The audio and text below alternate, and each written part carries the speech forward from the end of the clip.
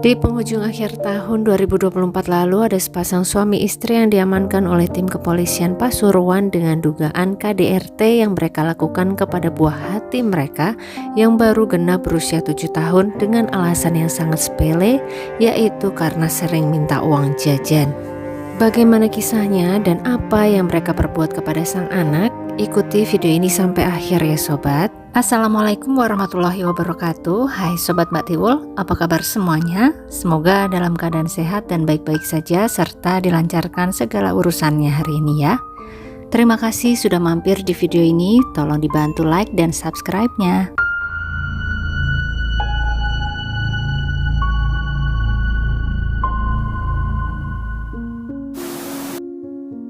Marta Widianingsih adalah seorang wanita berusia 24 tahun yang berasal dari Kedamaian, Bandar Lampung. Dengan suami pertamanya, Marta sudah dikaruniai 1 orang anak. Namun kehidupan yang dia jalani tampaknya cukup berat, di mana akhirnya dia harus berpisah dengan sang suami di tahun 2023 dan sejak saat itu Marta menjadi seorang ibu tunggal. Kemudian Marta dan anaknya yang bernama MDAF, di sini kita menggunakan inisial saja ya sobat, pindah dari Lampung ke kota Pasuruan, berharap untuk mendapatkan kehidupan yang lebih mudah dan indah di Pasuruan.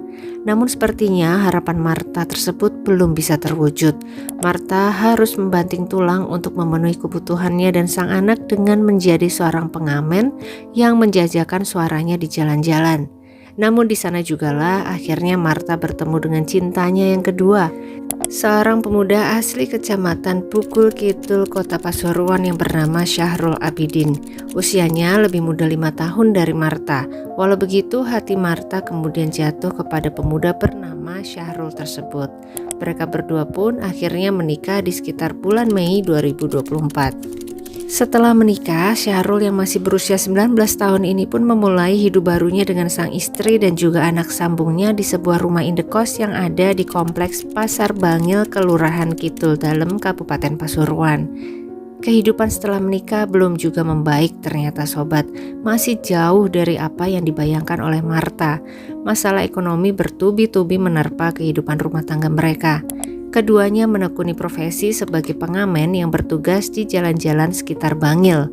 Hasil yang mereka peroleh tiap harinya sungguh tidak seberapa. Betul-betul sulit, dan yang menjadi masalah adalah mereka melampiaskan rasa penatnya dalam bentuk luapan-luapan emosional, sehingga rumah tangga yang mereka jalani seringkali menjadi terasa panas. Dan bisa diduga siapa yang akhirnya menjadi korban sobat. Iya benar banget, anak kandung Marta si MDAF tadilah yang menjadi korban. Menjadi sasaran kemarahan dari kedua orang tuanya akibat terpaan masalah ekonomi. Anak 7 tahun tersebut sering menjadi sasaran KDRT baik dari ibu kandungnya maupun ayah sambungnya, dan pemantik masalahnya sangat sepele. MDAF minta uang jajan, nggak besar sobat, paling sekitar 3.000 sampai 5.000 rupiah setiap harinya. Namun kedua orang tua MDAF tidak senang dengan kelakuannya. Dia dianggap tidak bisa mengerti kondisi keuangan orang tuanya. Maka terjadilah KDRT kepada MDAF. Dia sering dipukul, cakar hingga dinyus sama api rok-rok.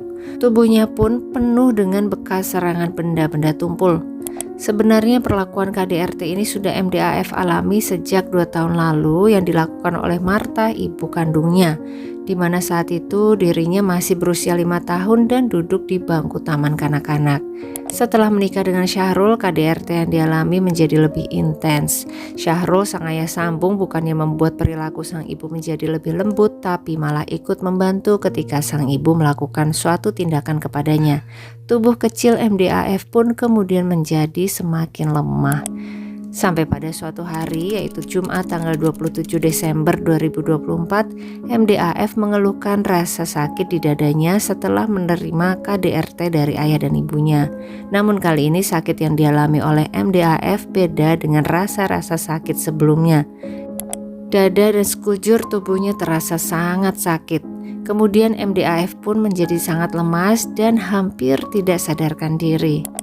Mendapati kondisi anak sambungnya itu, Syahrul merasa sedikit panik. Kemudian dia kerokin tubuh anak sambungnya itu. Setelah selesai dikerok, kemudian dia minumkan air putih yang telah dicampur dengan minyak kayu putih, berharap jika MDAF hanya masuk angin saat itu. Namun tiba-tiba sobat, bukannya membaik, MDAF malah kemudian terduduk dan terbatuk-batuk sampai mengeluarkan banyak cairan merah. Semakin panik Syahrul dan Marta melihat kondisi anak mereka. Dan memasuki hari Sabtu tanggal 28 Desembernya pukul setengah 4 dini hari, Syahrul dan Marta membawa MDAF ke Puskesmas Bangil karena kondisi sang anak tidak juga membaik. Sesampainya di puskesmas, MDAF sudah tampak sangat lemas dengan bibir yang mulai membiru dan wajah yang tampak pucat. Merasa bahwa peralatan yang mereka miliki kurang lengkap, dengan cepat tim medis puskesmas merujuk MDAF untuk segera dibawa ke Rumah Sakit Umum Daerah Bangil. Maka pagi itu tubuh kecil MDAF yang menjadi semakin lemas ditangani di RSUD Bangil. Dokter yang memeriksa dengan segera merasa bahwa ada hal yang tidak beres di sini. Beliau melihat banyak sekali bekas-bekas serangan yang ada di tubuh kecil pasiennya itu. Di dada tampak ada lebam dan banyak sekali bekas sundutan rok-rok di sekujur tubuh pasiennya. Tim medis rumah sakit pun semaksimal mungkin melakukan apa yang mereka bisa lakukan untuk menyelamatkan pasien kecilnya pagi itu, sembari menghubungi pihak berwajib karena merasa ada ketidakadilan yang menimpa si pasien kecil. Setelah beberapa jam melakukan segala upaya penyelamatan, rupanya Allah lebih sayang kepada MDAF. Bocah 7 tahun itu pun harus menghembuskan nafas terakhirnya sekitar pukul 1 siang. Tim kepolisian yang telah dihubungi sebelumnya pun kemudian memanggil kedua orang tua MDAF untuk diperiksa sembari membawa tubuh tidak bernyawa MDAF ke Rumah Sakit Bayangkara untuk dilakukan autopsi. Di dalam markas, Syahrul dan Marta pun tidak bisa lagi berkutik menjawab berbagai pertanyaan dari pihak berwajib. Mereka mengakui semua tindakan KDRT yang mereka berdua lakukan kepada MDAF. Betul-betul tidak manusiawi hal-hal yang mereka lakukan kepada anak kecil tersebut, sobat. Dan ini sangat tergambar dari hasil autopsi tim medis di Rumah Sakit Bayangkara. Kita bayangkan satu persatu ya. Dokter mendapati mulut MDAF berbusa, lebam pada dada dan juga perut, kening serta mata kanannya. Bagian samping kepala terdapat benjolan, bekas nyus-nyusan rok-rok ada di punggung, badan sebelah kanan, mata dan juga pipi. Kemudian ada resapan cairan merah pada tulang rusuk kanan, sedangkan tulang rusuk kirinya patah. Ada resapan cairan merah pada otak depan kanan, atas kanan, kiri dalam, dan juga belakang kanan. Dan penyebab hilangnya nyawa adalah karena terjadi bocor di ginjal MDAF. Ada bekas lebam di area ginjal, ada juga lebam di paru kiri, jantung, serta otak kecilnya.